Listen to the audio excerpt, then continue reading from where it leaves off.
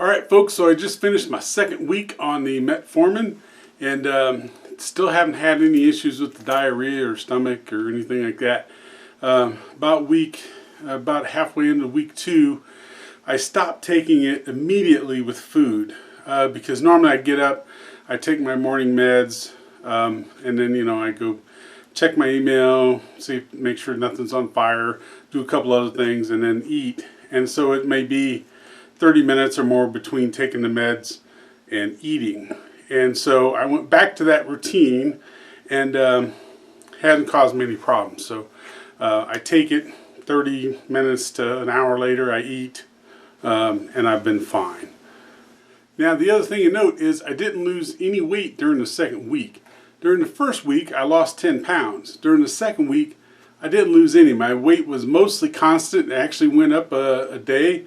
And went back down. And as I'm filming this, it's actually been 2 weeks and 3 days, and I've lost another 2.5 pounds during the last 3 days. So total weight loss in 2 weeks and 3 days is 12.5 pounds.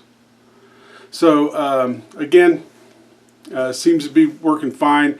I am going to ask my doctor about extended release. I'm taking 500 milligrams metformin. And usually by about 5 or 6 o'clock, I'm starting to get hungry again.